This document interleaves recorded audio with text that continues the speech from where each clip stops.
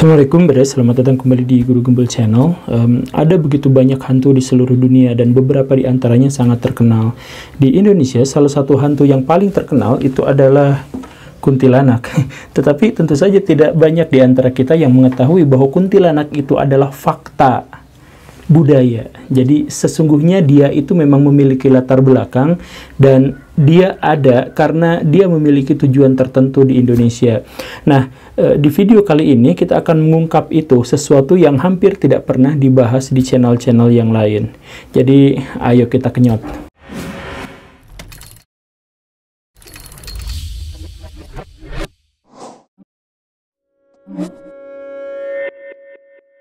Cerita-cerita tentang roh orang mati yang bergentayangan di bumi yang memberikan manfaat dan ataupun mudarat kepada manusia itu sesungguhnya bukan hanya cerita yang dikarang untuk menyampaikan hal-hal yang mistik dan menakuti anak-anak.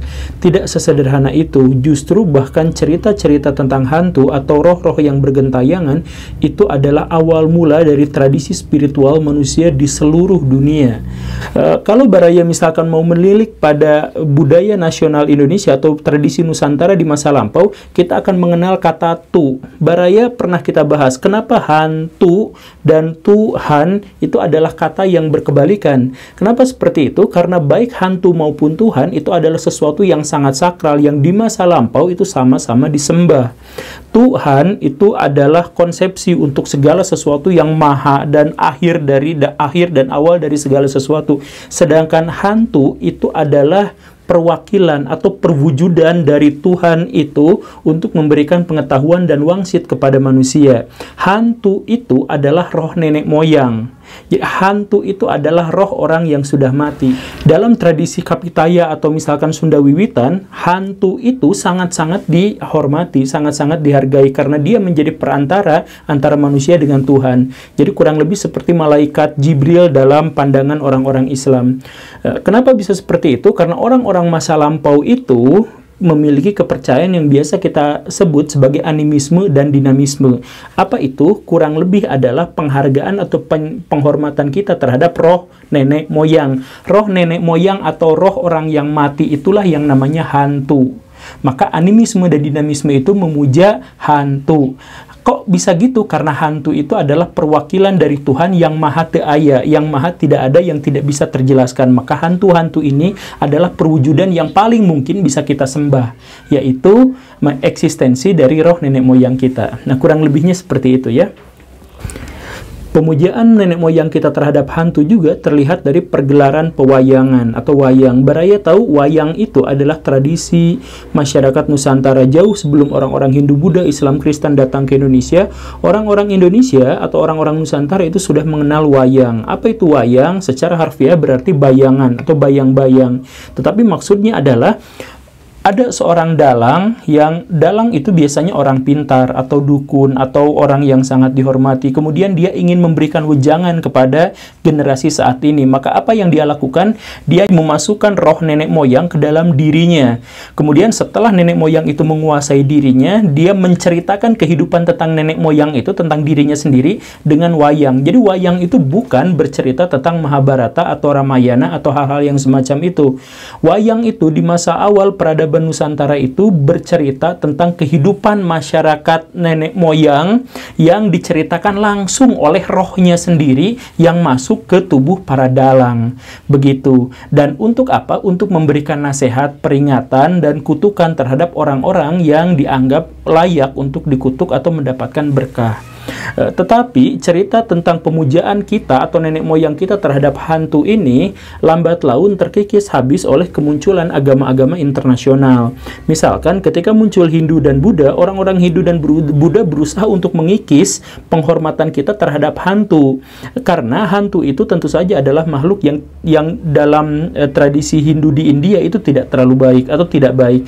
Maka itu diarahkanlah orang-orang Nusantara itu untuk memuja dewa-dewi, bukan memuja hantu atau roh nenek moyang. Begitu, maka cerita tentang pewayangan itu diganti dari yang semula menceritakan tentang kehidupan atau pengalaman nenek moyang kita ketika masih hidup, berganti menjadi cerita tentang Mahabharata dan Ramayana yang dianggap lebih bermakna dan lebih baik lagi.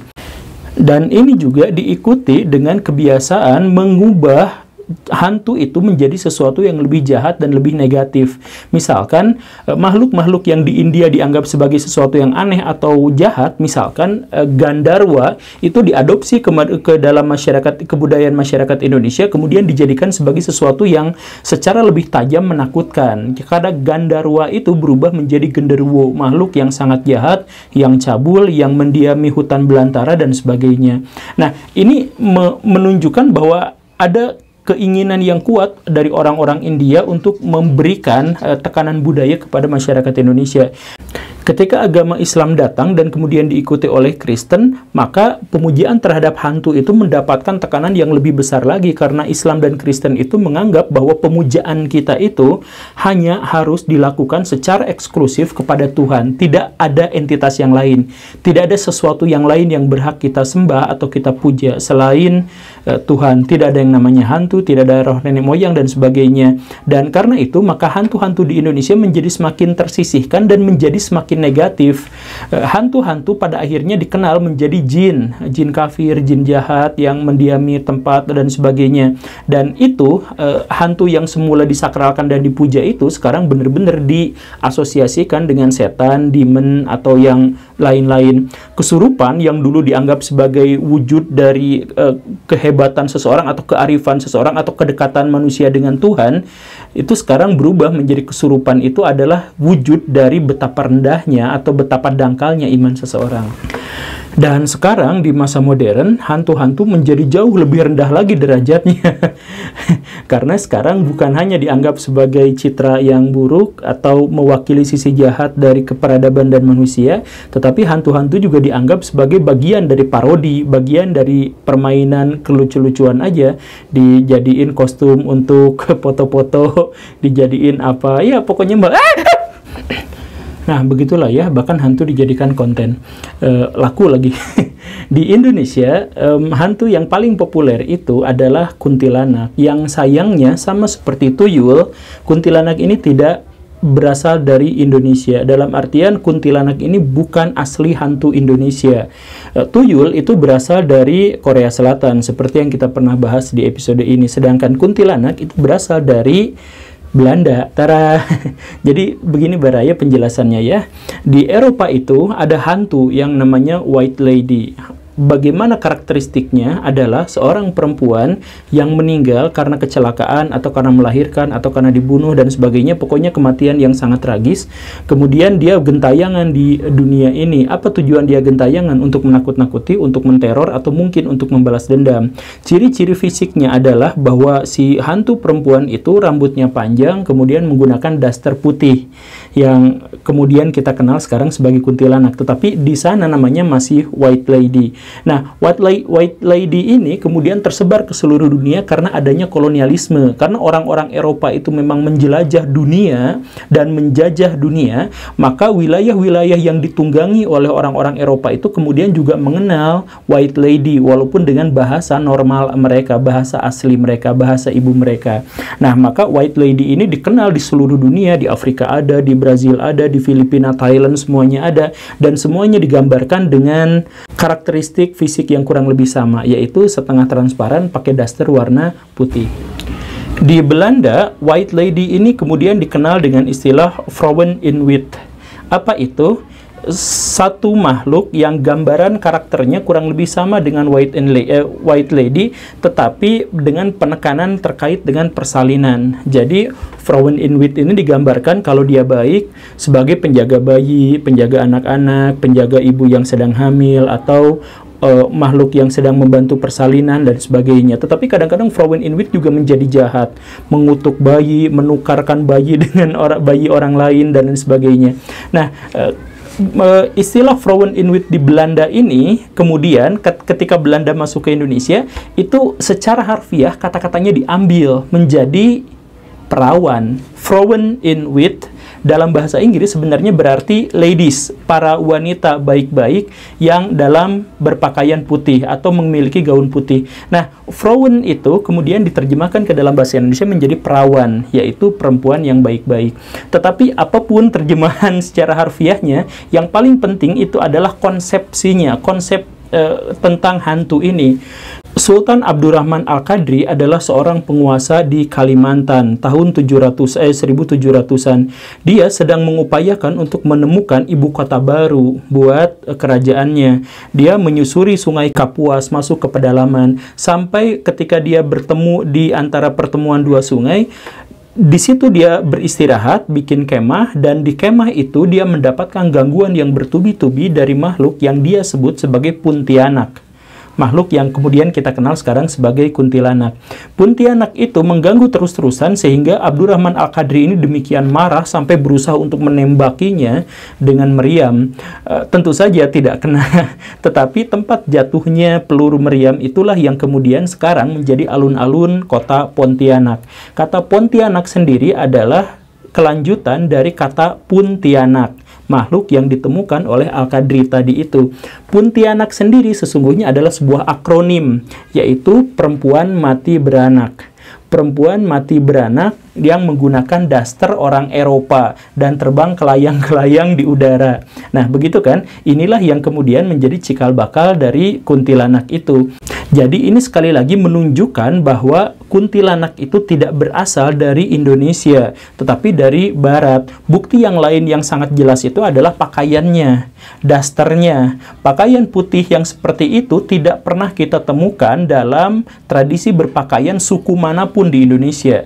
Itu hanya ada di Eropa, abad 17, abad 18, begitu kan, dan sebagainya. Dan itulah sebabnya catatan pertama tentang Puntianak atau Kuntilanak atau White Lady dan sebagainya itu munculnya dari seorang sultan, Sultan Kalimantan. Kenapa seperti itu? Karena seperti yang saya katakan tadi, persebaran mitos ini pasti yang pertama kali mendapatkannya adalah orang-orang yang paling intensif berhubungan dengan orang Belanda. Kalau bukan pedagang, pasti penguasa. Begitu.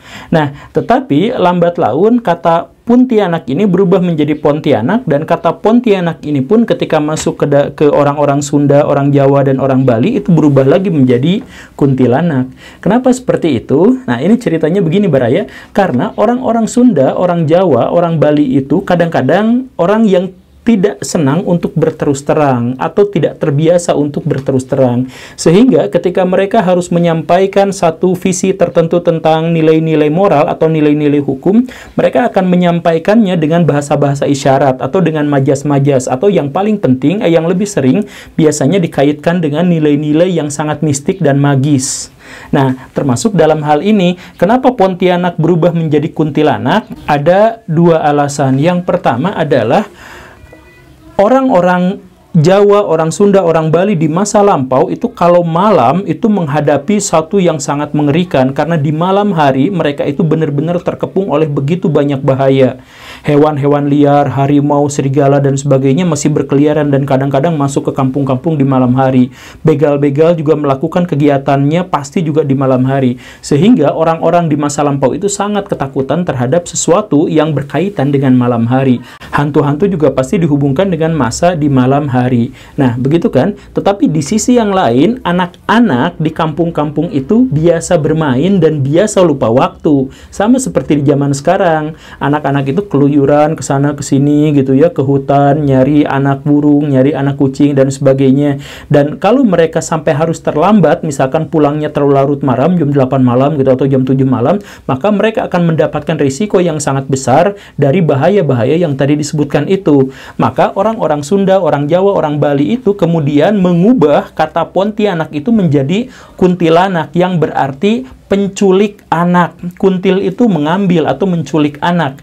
Jadi maksudnya, hei kamu, jangan pulang malam-malam, jangan berkeliaran malam-malam, suka ada kuntilanak nyulik anak. Nah, kurang lebihnya seperti itu. Nah, cerita itu digunakan oleh orang-orang masa lampau untuk memberikan pelajaran kepada anak-anak supaya tidak melakukan kegiatan-kegiatan di luar rumah pada malam hari. Itu yang pertama. Kemudian yang kedua adalah bahwa karena malam hari itu adalah malam yang sangat menakutkan untuk orang-orang zaman dulu, tetapi ada kalanya orang-orang zaman dulu itu berkebutuhan untuk keluar rumah di malam hari. Dan kalau yang melakukan itu adalah perempuan, maka mereka akan mendapatkan risiko yang sangat besar. Kalau perempuan keluar malam hari, mereka bisa saja dimangsa oleh binatang buas, tetapi lebih mungkin lagi mereka akan diperkosa oleh para begal atau siapapun yang berkeliaran di malam hari itu. Dan orang-orang di zaman dulu itu kalau diperkosa pasti beresnya dibunuh. Kenapa? Karena si orang-orang yang memperkosanya tidak mau namanya tercemar, sehingga dia harus membungkam orang yang diperkosanya, yang menjadi korban pemerkosaannya itu. Nah, karena bahayanya demikian besar itu, maka cerita tentang kuntilanak itu digubah agar orang-orang zaman dulu itu mendapatkan penekanan hati-hati. Kalau ada perempuan yang jalan malam-malam, bukan berarti itu mangsa empuk untuk diperkosa. Bisa aja itu adalah kuntilanak yang mencari mangsa.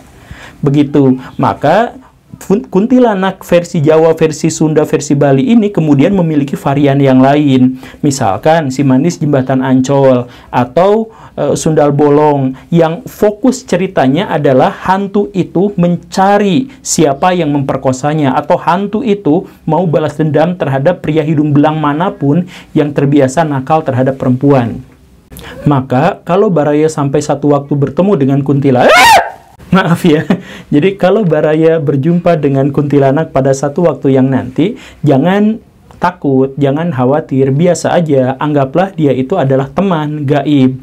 Ajak ngobrol, ajak bekerja sama, siapa tahu dia bisa memberikan wangsit atau pengetahuan sama seperti nenek moyang kita dulu itu mendapatkan wangsit dan pengetahuan dari para hantu. Ya, jadi kalau ketemu ya ajak ngobrol aja, ya tapi jangan dipacarin juga, kan khawatir terjadi hal-hal yang diinginkan. Baik, Baraya itu saja. Terima kasih karena sudah menyimak. Saya Guru Gembul. Assalamualaikum warahmatullahi wabarakatuh.